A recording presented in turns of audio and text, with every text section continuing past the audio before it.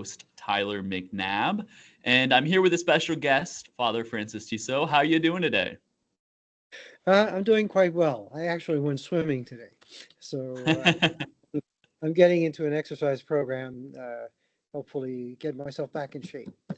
Okay.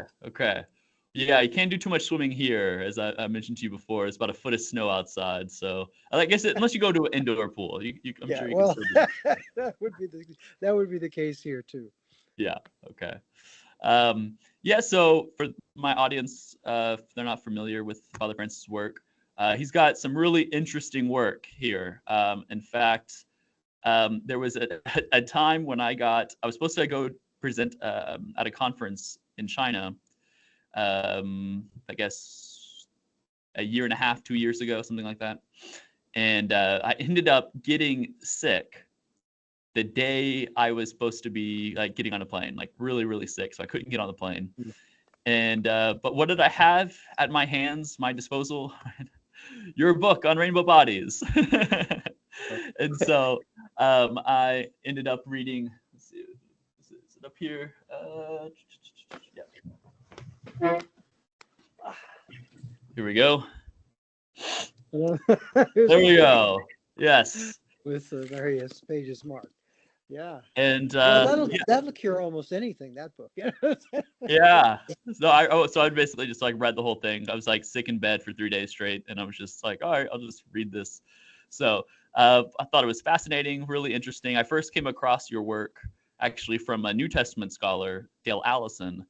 He mentions your work in one of his volumes on the resurrection of Jesus, which I'm sure you're familiar with. Yeah, so that's kind of how I met you, and then knew of you, and then I think I added you on Facebook, and the last time I was in Rome last year, you happened to be in Rome, and so we had a nice dinner, and you introduced me to some new material, so to speak, to look into, to investigate, and that's kind of what I want to talk about today as well. Um, so yeah, when it comes to Buddhism, can you just kind of give my audience, let's say that they don't have any familiarity with Buddhism, can you give my audience just kind of like a basic primer on kind of the metaphysics that's assumed in at least most traditions within Buddhism? Okay. The problem, even with the notion of metaphysics, is that it implies a conceptual structure, right, of the nature of ontology, the nature of being. And so the Buddhists, although they would certainly want to take up, those topics, they will do it in a very different way than, let's say, our Hellenistic forebears. And so it's very important right from the start. There's the famous debate, is Buddhism a philosophy or a religion? All right. And this famous debate is almost completely off track because, in fact, Buddhism is a soteriology. All right. It is a way of liberation. And everything is keyed to that particular scope, that particular insight. Liberation from what? Liberation from the tendency to conceptualize, the tendency to desire solutions to unsolvable problems, which get us off track from the real purpose of human life, which is to attain spiritual liberation. All right, and so let's start off with that. So even the topics that you mentioned in your email about impermanence, the interdependence and emptiness. All right, each of those is an analysis of the nature of reality. All right, which suggests that there are radical limits to what the human mind will do with concepts like that. Okay, the human mind will tend to reify and conceptualize, and naturally, liberation is seen as a way of undoing that reification. So, impermanence, we know everything is contingent and everything depends on causes and conditions for its ongoing existence or its ending of its existence, right? That's nothing controversial. Interdependence, which has even begun to turn up in some of our synod documents that have come down to us from the bishops' conference here in Italy. Interdependence is simply the fact that causes and the conditions that bring causes together to produce effects of the very nature of reality. Everything is dependent one thing on another in the course of its unfolding, its evolving, its existence. And then emptiness is nothing other than, it should not be thought of as nihilism or that there's nothing there kind of thing, but rather is to be understood that since everything is in flux, everything is open to change, even on a quite radical level, all right, below atoms, of course, and energy, all right. So the Buddhist tradition would, and I'm referring now to Nagarjuna, the great first century Buddhist philosopher, right, that emptiness is interdependent causation. All right, that's one of his tenets. All right, and he doesn't like tenets very much, but he does assert that. Emptiness is interdependent causation. All right, so those are basic things, and once you've got a glimpse of that, then you can move to the four truths. The famous four truths, which everybody calls four noble truths, but they are not noble truths. The word noble in that compound, chatur arya satya, four noble truths, doesn't mean four noble truths. It means four truths that refer to and bring about the realization of the state of liberation. In other words, noble or Arya in this case means the person who discovers, realizes, existentially develops within this framework. Okay, it's very important. I've been using this in retreats recently. Say the focus is on the person. All right, it's a substantive. It's not an adjective. Okay, and so the four truths refer to what that person will uncover as they practice meditation and so forth. Okay, that's so we've got two coins flipped here, which are two very important coins. The coin of Buddhism is a soteriology, therefore a religion, and Buddhism is in reference to a kind of person, all right, a realized, a liberated person. Yeah, and so you have impermanence, which sometimes is interpreted as things don't keep identity from moment to moment. You got interdependence, in which all causes are interdependent, connected, depend on other things, right? Conceptually and causally. And you have emptiness, which Nagarjuna in his middle way tradition, at least one standard way of interpreting Nagarjuna, is that ultimately there are no substances, there are no things that are permanent and independent. And so, where he went a step above the Abhidharma traditions and said, no, even even the dharmas are empty as well. And hey, because they're impermanent and interdependent, yeah. Understanding the dharmas as somewhat foundational phenomena. That's right.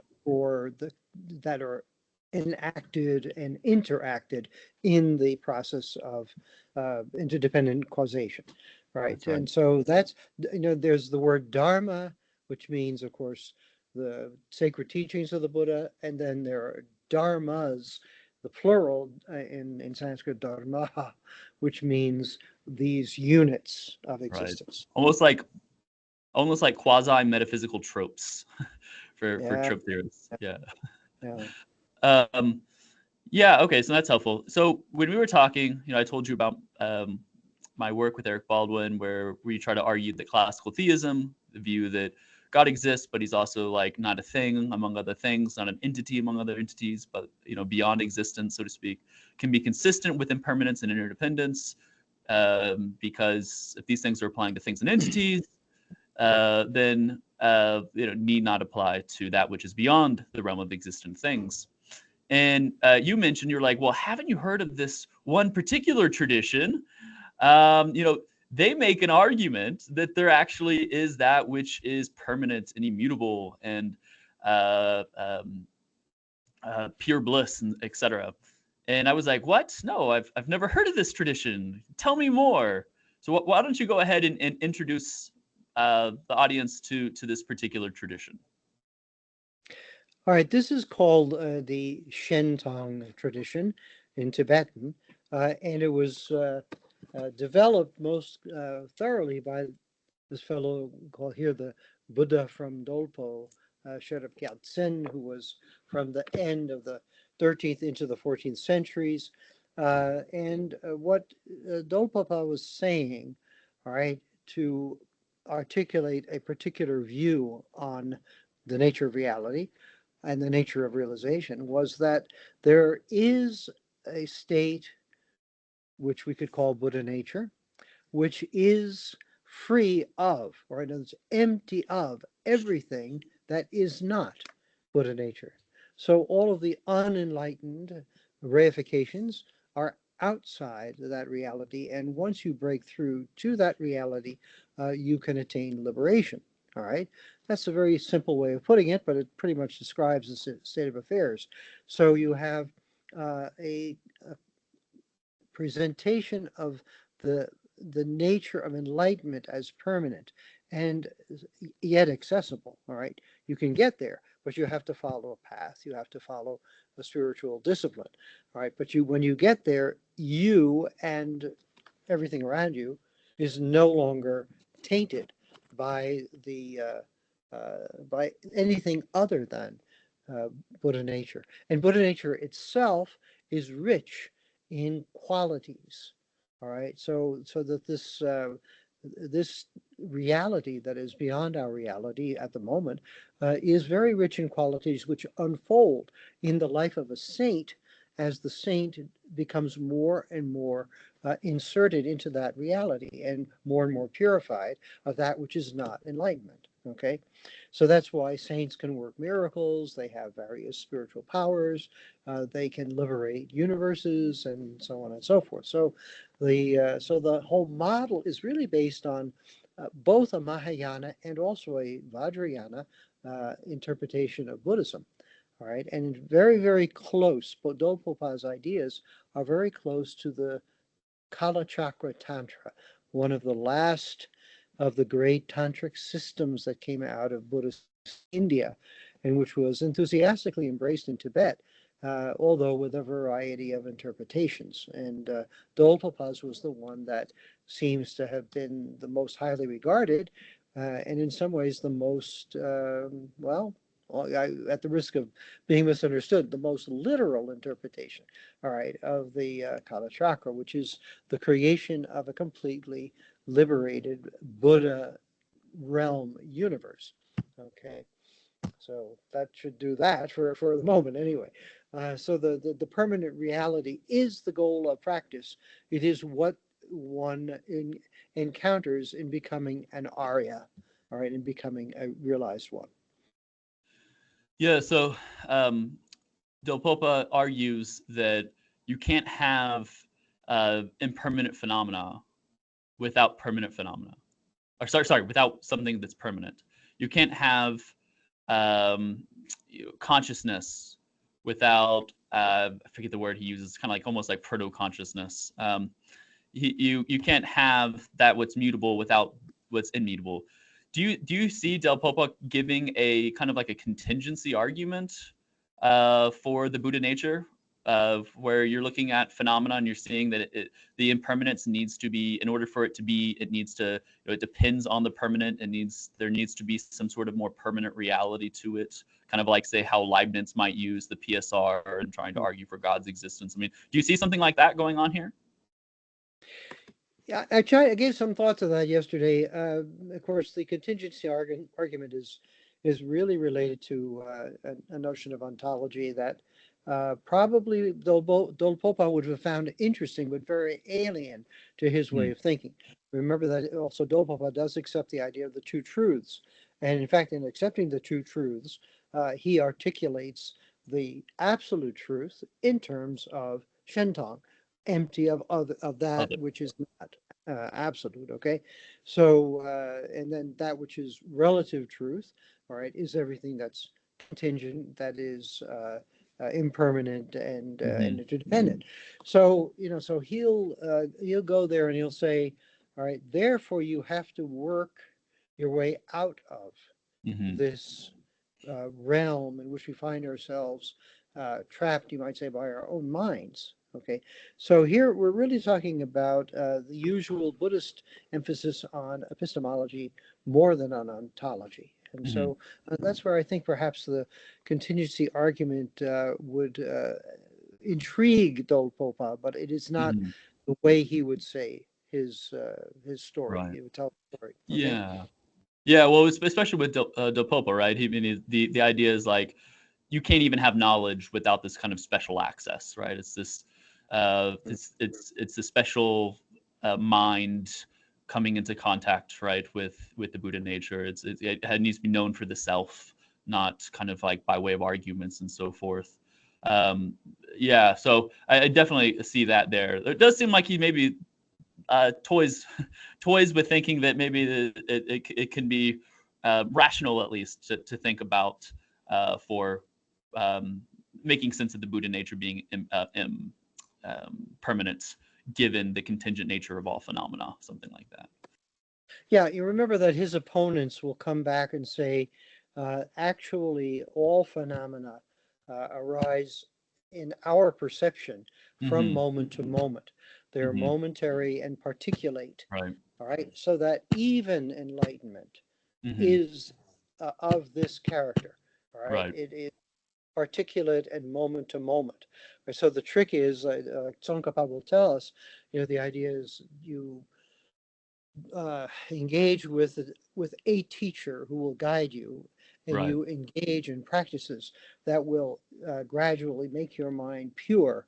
All Mm-hmm. right, and then your mind will eventually break through continuously in a Mm-hmm. first now and then more and more continuously until you are fully enlightened. All right, so it's a gradualist approach, and it is always, but it always preserves the notion of the uh, the impermanence and emptiness characteristic of every moment to moment perception.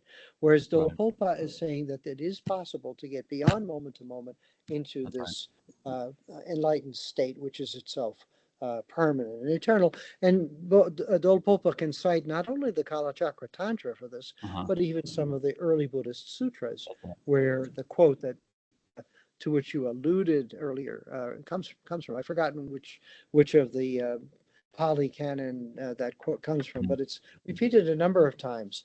And there are also a lot of references in both Pali canon and tantric literature as well to the idea that enlightenment is always present and it is covered over by Mm-hmm. what we call adventitious defilements. In other Right. words, it's the dirty mirror image of reform in some of the Greek fathers, for example. The mirror is always perfect and pure, it just has to be cleaned, all Right. right? And then you see the image of God within us, all right? And then you are sanctified. But in this case, they would almost all hold that something within the human stream of consciousness Mm-hmm. is already oriented toward, if Right. not actually enlightened. Okay, and then in And the this is when you Mahayana, get to the Shankara kind of comparisons, right? With from yeah, Advaita Vedanta, right? Yeah. yeah.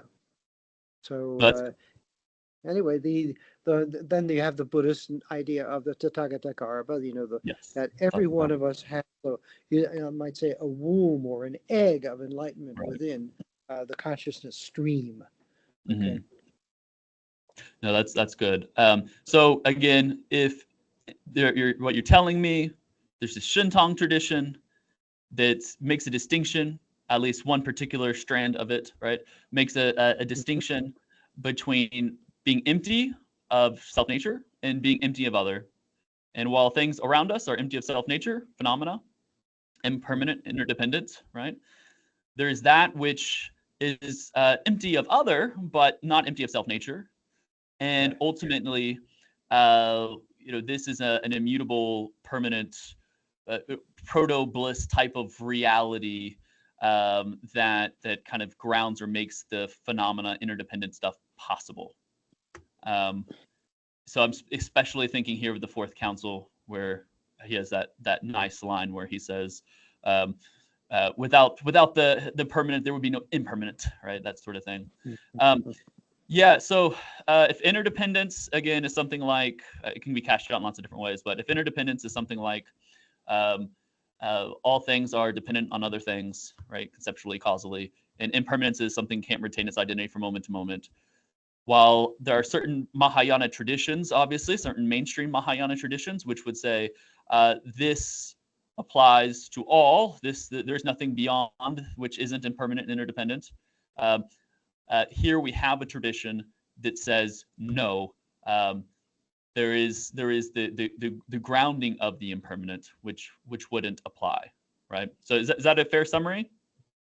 I think so. I would only be a little careful about grounding of the interdependent phenomena, Mm. because the connection between that state of Buddha nature of enlightenment and ordinary thought is what we're Right. really talking.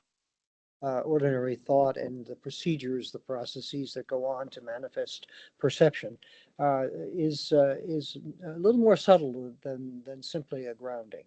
Okay, Yeah. so and then of course there were several different schools of thought that we could go into, and if we had several hours to talk about this, because there is a difference between Dolpopa's view and a very similar view among the Dzogchen practitioners Hmm. in Tibet, the people that we studied in my book Rainbow Body and Resurrection. Hmm.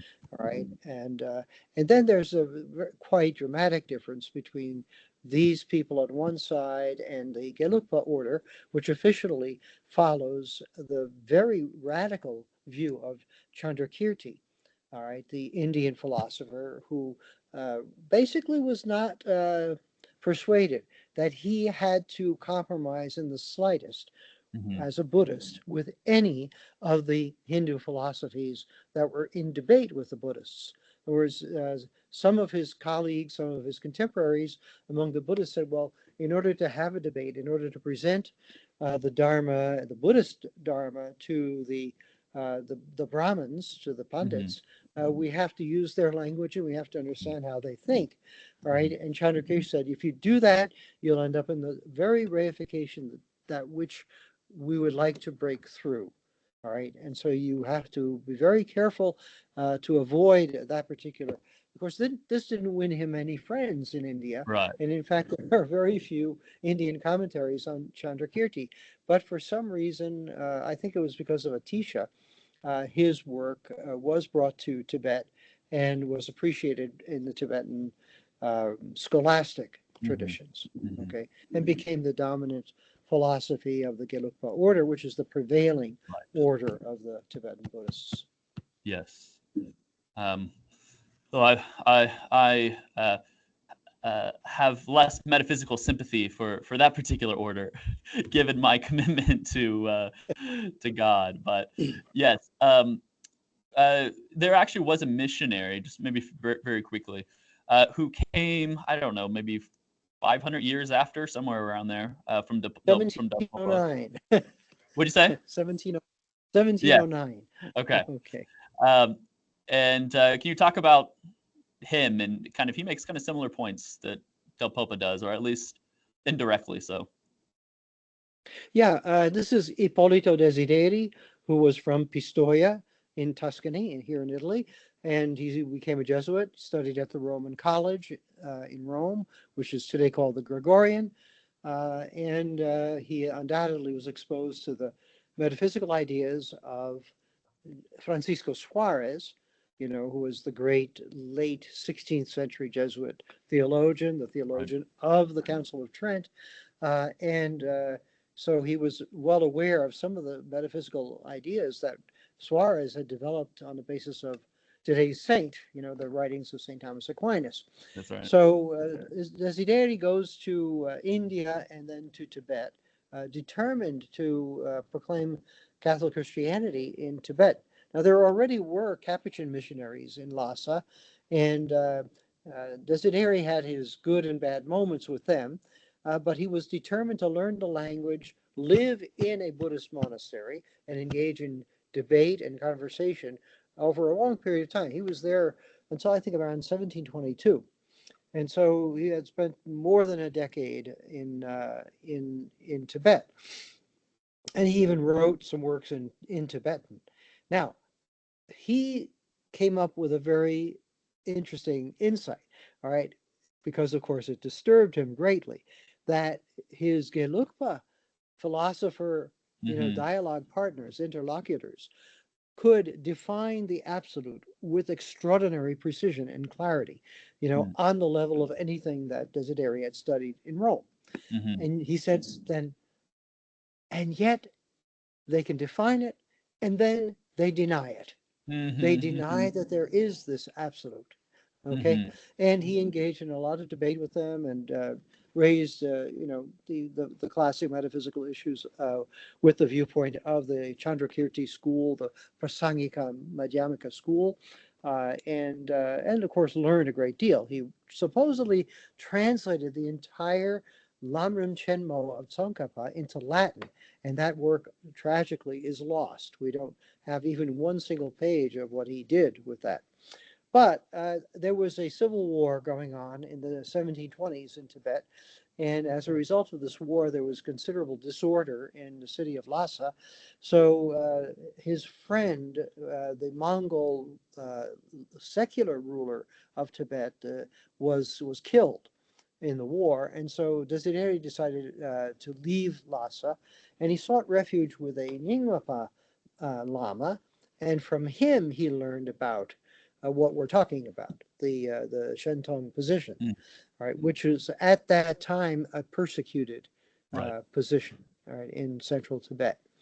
And so finding that, I think, enabled him to see that in the history of Buddhist philosophy, there were a number of positions that could be held, and Right. what the purpose was for holding these different positions. And I would make it easy for our listeners simply to say that the emphasis in the Gelugpa schools on this particular approach, on the Mm-hmm. moment to moment, almost, well, really impermanent nature of Right. everything, including enlightenment, was Uh-huh. meant to enhance the intensity of one's scholarly and therefore philosophical research, but also to enhance and motivate ongoing spiritual development. Right.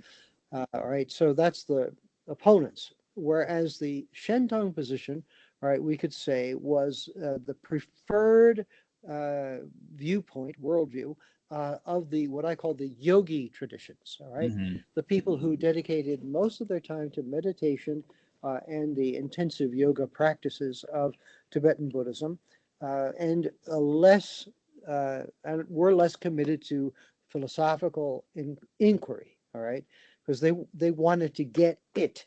They wanted Mm-hmm. to be Mm-hmm. it. All right, so they also have a very strong case for motivation, and their motivation uh, was also manifested in various degrees of sanctity and realization, which I studied in the book on the rainbow body. The rainbow body being a prime example of very high realization. Mm-hmm. Yeah, and I think it's interesting with Ippolito, um, that he'll even say, no, my tradition does affirm interdependence. my you know Mm. my tradition does affirm these kind of metaphysical theses, and then he articulates a version of them that he finds acceptable. But then again, kind of looking at Shintong, it's like, oh, actually, it's not just totally made up from this Christian here. This articulation of these metaphysical theses also seem to be in line with an actual tradition that is Exactly. 500-600 years before he arrived. So I think that's quite interesting. But with Rainbow Bodies, so closing up talking about your wonderful book, um, I'm curious. Do you think that after going on your adventures in Tibet, after reading and rereading, I'm sure various accounts from this period of time to now, are you inclined to think that uh, rainbow bodies have happened, that rainbow bodies have occurred in the Tibetan context? Yes, I do think so. And I think that the case that we studied and and we interviewed eyewitnesses, all right? Hmm. So, and we interviewed eyewitnesses at different intervals, all right? Right. So we have a very good spread of accounts of what happened in 1998 in eastern Tibet with the monk Khenpo A Che, Hmm. who Hmm. was a great scholar and a very intense yogi practitioner. So he united both traditions in himself and was noted as a very, very saintly individual in every sense of the word, making peace among enemies, Hmm. being intimate communion with nature, wild animals, and so on and so forth. Many disciples, very, very much beloved. So, so we have this great figure who, upon his death, his body disappeared completely in the 8 days after his death. Okay. Then there have been other cases, including one of the people we interviewed, all right, who died in 2008, having told us that he too would manifest something remarkable at death. And in fact, he did. He shrunk his body down to a convenient relic size, all right, and which is preserved. Okay. Now, I'll tell you two other stories from quite recent times, including one that I just discovered yesterday. Uh, there was my own Tibetan teacher, Lobsang Jamspal, who taught at Columbia University, taught us Tibetan, was an extraordinarily humble, self-effacing individual who did a lot of scholarly work with my thesis advisor, Alex Wayman, all of that. Upon his death last year, in Thailand, at the time of his cremation, there were rainbows in the sky, many. Okay. And people were in a state of awe because everyone knew he was a good monk and all that. But no one knew, that he was as realized as that, right, Hmm. to have these manifestations occur at that time. And the other thing that's in some ways even more remarkable is the case of Hubert de Cleer.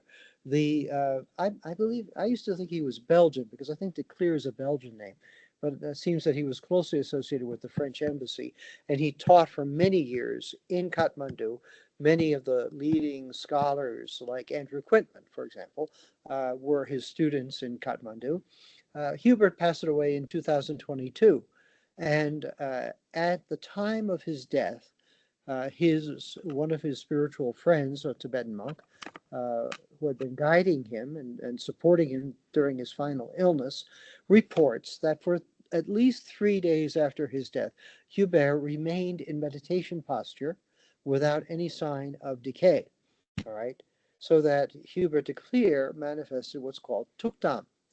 And at the time of his cremation, in August of 2022, there were again rainbows in the sky. All right. So, here we have two instances of people who were mostly noted for scholarship Hmm. and, shall we say, good fellowship, good human beings, but they were not noted as great saints, and all of that, and yet signs manifested. So there's something going on here that merits our attention. Some Christian saints, of course, have been reported to die, and there have been manifestations of light. I think Hildegard of Bingen is one of them. Certainly, our own Peter Celestine was a son of Isernia. We're very proud of him. Became Pope, remember, in 1294 after the notorious conclave that could not elect a Pope. So they acclaimed him Pope. You remember that? And anyway, when he died, there was a ray of light into the sky. And of course, there are other saints like, I think it's Seraphim of Sarov in Russia who manifested a body of light that was visible to at least one of his disciples, reported, very famous report. So such things do exist, and such phenomena do occur. And in the rainbow context, right? Some of these bodies they shrink, as you mentioned. They kind of shrivel up, and then rainbows are everywhere and stuff. Do you find this problematic as a Catholic priest? Do you find it like, oh, okay, these things are happening within Buddhist Tibetan contexts? Um, this goes against Christianity, or do you see this rather as God communicating and working and revealing, confirming with various people groups around the world? From a strictly Christian point of view, I don't I don't know what my Buddhist friends would think of this, but it does seem to me that if you look at it chronologically, right, from whatever we can determine, uh, the whole phenomenon of the rainbow body is relatively late, even in Tibetan history. Okay, that there were stories of the Tibetan kings who Mm-hmm. supposedly ascended to heaven and all of that. But the actual manifestation on the part of a Tibetan realized master of this dissolution of the body in the chronology, in the Mm-hmm. actual texts that you can translate and read, is really since the 11th or 12th century, Mm-hmm. although claims are read back into the lives of saints like Padmasambhava. But at the time of Padmasambhava, you don't have anybody making these claims. All right, so this is a little critical thinking. Of course, it's historical thinking. This kind of approach, um, but I think it does help us to understand that something tipped Mm-hmm. in. All right, something pushed and created a motivation for this particular aspect of Buddhist realization, which, in fact, by the way, some Buddhists would not accept as a kind of Buddhist realization. All right, so it's Mm-hmm. controversial. And we discover that during the interview process. So Jesus dies and rises from the dead in the Mm-hmm. first century, all right, in the fourth decade of the first century. This is long before anyone is making this claim in East Asia or South Asia. All right. So perhaps we could say, from our faith in Christ as the Word of God made flesh, all right, we would say that once that has happened, the earth itself and the human person have been touched in a unique way Mm-hmm. everywhere already, right? We know that grace is universally given, prevenient grace. Mm-hmm. We know that Christ's gift of forgiveness and healing is for Mm-hmm. all of humanity and not just for a few. All right. And it arrives, of course, through the preaching, the work of the church, the mission of the church, but it arrives in other ways as well. And Right. John Paul II was particularly sensitive to that idea that somehow the grace of Christ reached out across the entire world Mm-hmm. in such mysterious ways that we could say the Holy Spirit carried that grace to peoples far away from and out of communication with the Eastern Mediterranean, all right, Yeah. where Yeah. where all the excitement was happening, Mm-hmm. but the resonances were beyond it. All right, and so I think we could say that the rainbow body is a particularly dramatic instance of this, and the reason why I could come up with a narrative of this story was that because I could find such remarkable accounts in the Mm-hmm. Syriac mystics of their own inner experiences, right, during the 6th, 7th, and 8th centuries, Mm-hmm. right, in territories bordering Tibet, all right, and the heart of China as well, so that we know that Christianity was actually present, that Christian Mm-hmm. missionaries were present in Central Asia, in China, and on the That's, borderlands of Tibet. So that at that point we can say that at the very beginnings of the Dzogchen tradition in mm-hmm. Tibet, Christianity is a known factor, right, Mm-hmm. in the cultures of East and Central Asia. All right, so this is pretty amazing because if you, I don't know, I don't have a huge amount of time, but the documentation, in spite of the fact that it's all coming from caves and burial sites, scattered across Central Asia, preserved almost miraculously by the dry weather, in places like Turfan and Dunhuang.